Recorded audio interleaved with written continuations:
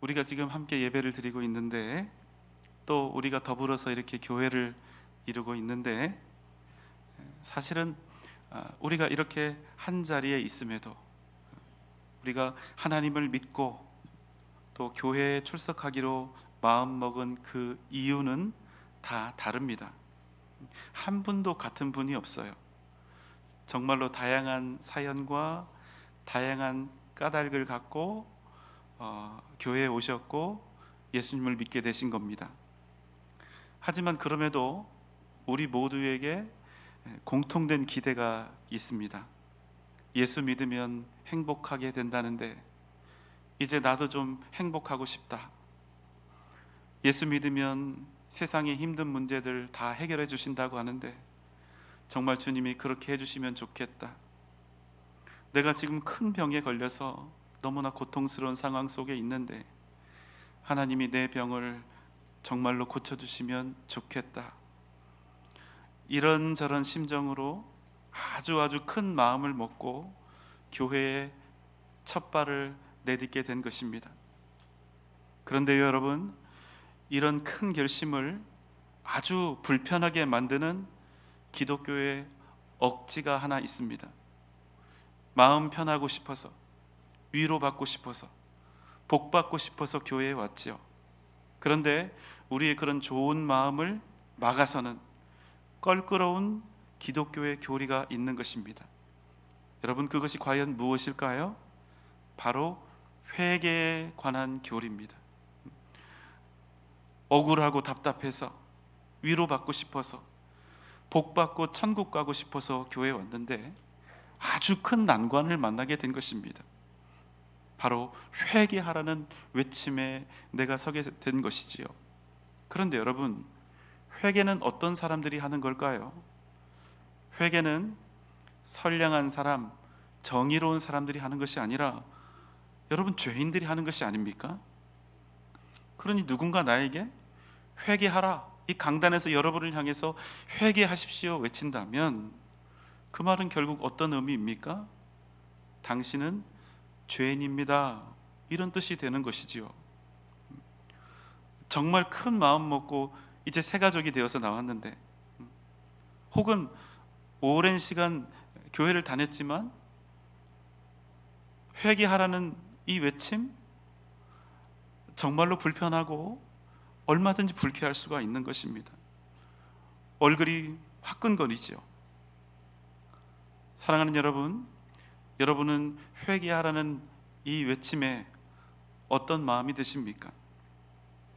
저는 예수님을 믿는데 27년이 걸렸습니다. 모태신앙부터 엄마 뱃속에서부터 예수를 믿었는데 예수님을 정말로 고백하기까지 27년밖에 안 걸린 거예요. 딱 이 문제 때문이었습니다. 회개의 문제. 이 회개의 문제는 제 인생에 풀리지 않는 숙제였고 딜레마였습니다. 모태신앙으로 27년을 다녔으면 성경에 나오는 웬만한 내용들, 교회가 어떤 분위기인지 어떤 문화를 가지고 있는지 빠삭하지요.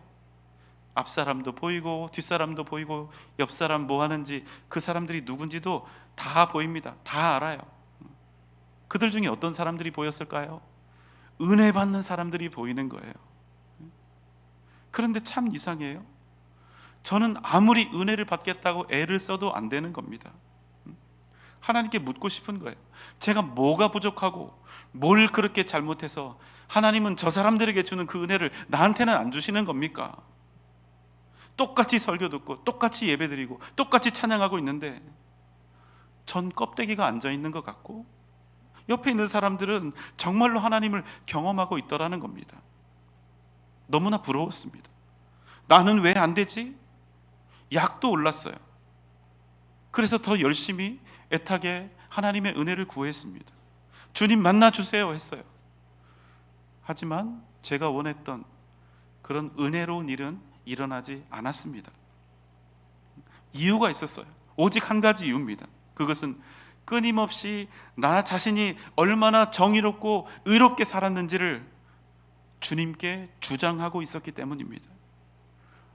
주님, 내가 살면서 억울한 일을 당했으면 당했지, 내가 선한 일을 하다가 피해를 봤으면 받지 내가 무슨 죄를 지었습니까? 이런 마음 때문에 회개하라는 말은, 회개하라 들려오는 이 말은 언제나 불편했고 불쾌했습니다.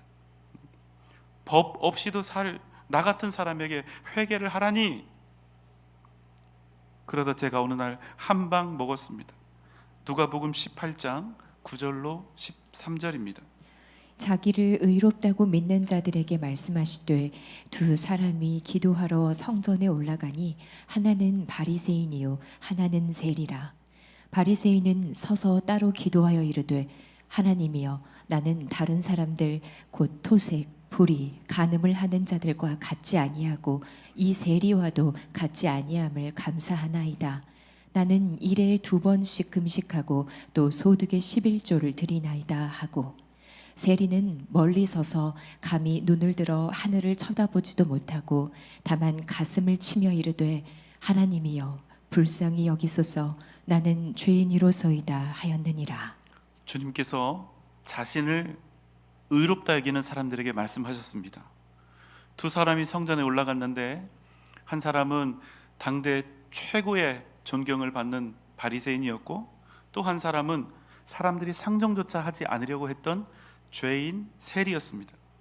그런데 그들의 기도가 너무 다른 거예요. 먼저 바리새인의 기도입니다. 하나님이여 나는 다른 사람들처럼 토색, 불의, 간음한 적이 없습니다. 하나님 저는 저기 서 있는 세리와도 같지 않습니다. 이 일로 인하여 감사합니다. 나는 일주일에 2번 금식하고 11조도 온전히 드리고 있습니다. 이번에는 세리입니다. 세리는 감히 성전 가까이 나아가지 못합니다. 그저 멀리 서서 눈도 하늘을 향해서 감히 쳐다보지 못하고 다만 가슴을 쓸어내리며 이렇게 고백하는 것입니다. 하나님이여 나를 불쌍히 여기소서 나는 죄인입니다. 이 말씀을 맡으시고 주님께서 물으셨습니다. 그럼 이들 중에 누가 하나님께 의롭다 함을 받겠느냐? 누가복음 18장 14절입니다. 내가 너희에게 이르노니 이에 저 바리새인이 아니고 이 사람이 의롭다 하심을 받고 그의 집으로 내려갔느니라. 무릇 자기를 높이는 자는 낮아지고 자기를 낮추는 자는 높아지리라 하시니라. 여러분 주님께서 누가 의롭다 하심을 받는다 하셨지요? 내가 너희에게 이르노니 저 바리새인이 아니라 세리가 의롭다 하심을 받았느니라. 무릇 자기를 높이는 자는 낮아지고 자기를 낮추는 자는 높아지리라. 여러분 놀랍지 않습니까? 주님께서는요 철저히 의롭기 위해서 살았던 바리새인이 아니라 온갖 손가락질을 받던 세리를 의롭다 하셨다는 사실입니다. 왜 그랬을까요? 바리새인은 스스로를 의인이라 생각했기 때문입니다. 그래서 여러분 그에게는 주님이 필요하지 않았습니다. 하나님의 은혜, 십자가의 사랑, 십자가의 용서는 여러분 의인이 아니라 오직 죄인에게 필요한 것이기 때문입니다. 여러분 어떤 사람이 의인이고 어떤 사람이 진정 복된 사람입니까? 예수가 필요한 사람입니다. 예수가 필요한 사람이 복된 사람입니다. 십자가의 용서, 복음이 필요한 사람이 진정 의인이요 진정 복된 사람이 될 수 있다는 것입니다. 항상 드리는 말씀이지만 의인일수록 자신의 죄를 알 수 있습니다. 의인일수록 자신이 얼마나 큰 죄인인지를 알고 더 겸손할 수 있다는 것입니다. 죄인이 왜 죄인입니까? 자기 죄를 모르기 때문에 죄인인 것입니다. 그래서 교만하고 정의를 외치되 목소리를 높이지요. 그래서 그 사람은 의인이 될 수가 없는 것입니다. 그럼 어떻게 됩니까? 그 사람은 결국 하나님 앞에 나아오지 못하는 사람이 됩니다. 왜요? 죄의 문제가 해결되지 못한 사람이 어떻게 거룩하신 하나님 앞에 나올 수 있겠습니까? 아무리 우리가 열심히 교회에 다니고 주여 주여 소리를 높여도 결단코 죄의 문제가 해결되지 않으면 주님 앞에 나아가되 온전히 나아갈 수가 없다는 것입니다. 주님의 제자 베드로는 사람들을 향해 외쳤습니다. 누구든지 주의 이름을 부르는 자는 구원을 받으리라. 그리고 그 주님이 누구인지에 대해서 설명했습니다. 사도행전 2장 36절입니다. 그런즉 이스라엘 온 집은 확실히 알지니 너희가 십자가에 못 박은 이 예수를 하나님이 주와 그리스도가 되게 하셨느니라 하니라. 우리를 구원하시기 위해 이 땅에 오신 하나님의 아들 예수를 너희가 십자가에 못 박아 죽였고, 이 예수를 하나님께서 다시 살리시사 오늘 우리의 주와 그리스도가 되게 하셨다. 이 이야기를 들은 사람들의 마음이 찔렸습니다. 예수를 십자가에 못 박으라 외쳤던 자신들의 죄악이 그제서야 떠올랐기 때문입니다. 37절입니다. 그들이 이 말을 듣고 마음에 찔려 베드로와 다른 사도들에게 물어 이르되 형제들아 우리가 어찌할꼬 하거늘. 주님을 죽였던 그 사실이 마음에 걸렸던 이 사람들이 베드로와 사도들에게 물었습니다. 그럼 형제들아 우리가 어찌할꼬? 이제 그들을 향해 베드로가 말합니다. 오늘 말씀 사도행전 2장 38절 39절입니다. 베드로가 이르되 너희가 회개하여 각각 예수 그리스도의 이름으로 세례를 받고 죄의 사함을 받으라. 그리하면 성령의 선물을 받으리니 이 약속은 너희와 너희 자녀와 모든 먼데 사람 곧 주 우리 하나님이 얼마든지 부르시는 자들에게 하신 것이라. 그럼 형제들아 어찌할꼬? 베드로는 그들을 향해 외쳤습니다. 회개하라. 41절입니다. 그 말을 받은 사람들은 세례를 받음에 이 날에 신도의 수가 3천이나 더하더라. 그날 회개하라는 말씀을 받은 사람들 중 무려 3,000명이 세례를 받고 하나님의 사람이 되는 놀라운 역사가 일어났던 것입니다. 하지만 여러분, 이 말씀에서 중요한 것은 단지 세례를 3,000명이나 받은 그 사실에 있지 않습니다. 그저 3,000명이 세례를 받았다, 이것이 중요한 것이 아니라 3,000명이나 되는 이들이 진정으로 십자가 앞에서 회개했다는 사실이 정말 중요한 것입니다. 지금은 여러분, 세례를 받는 것이 그렇게 어렵지 않습니다. 하지만 초대교회 시절 유대인인 사람이 예수 그리스도를 믿겠다 하면 어떤 일이 벌어졌을까요? 자신의 가족들로부터, 자신의 가문으로부터 내쳐지는 것입니다. 유대 사회로부터 버려지는 것입니다. 그래서 먹고 사는 경제적인 활동도 할 수가 없고 사회생활도 더 이상 못하게 되는 것입니다.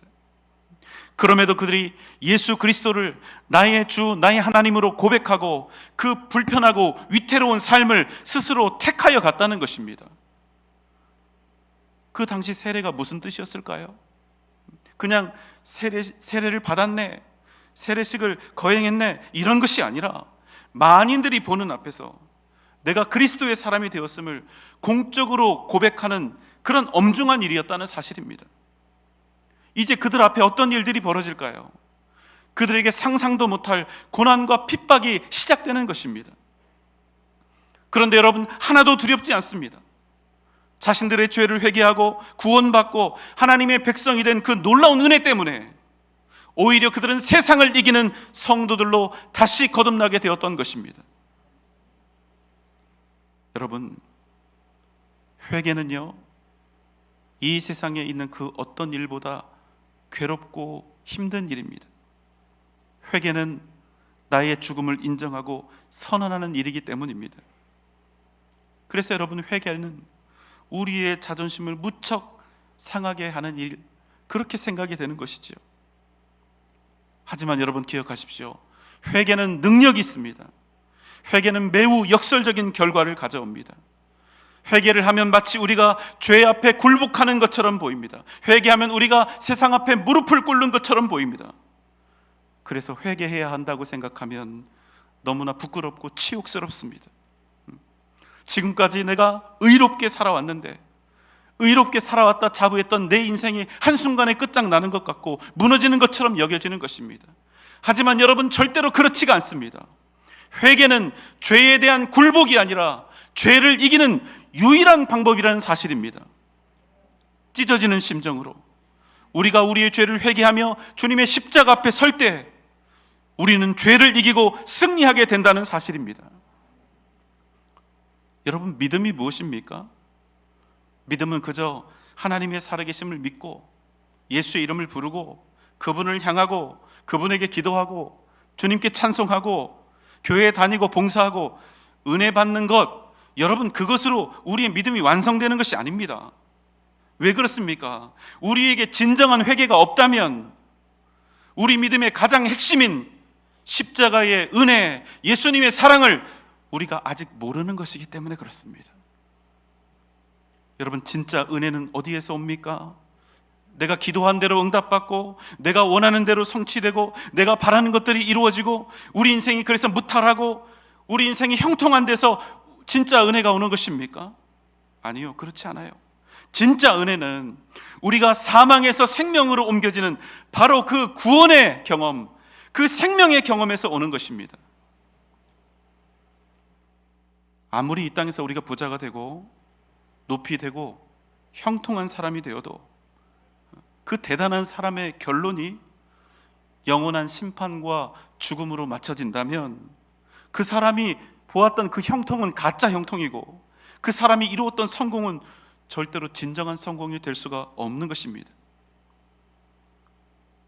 그러나 회개는 우리에게 영원한 기쁨과 소망을 가져다 줍니다. 죄와 사망의 권세로부터 진정한 자유를 얻게 하기 때문입니다. 그래서 진정한 회개를 경험한 사람의 그 인생은 완전히 달라지는 것입니다. 달라지고 싶지 않아도 완전히 달라집니다. 예수 그리스도를 그가 인격적으로 만났기 때문입니다. 회개는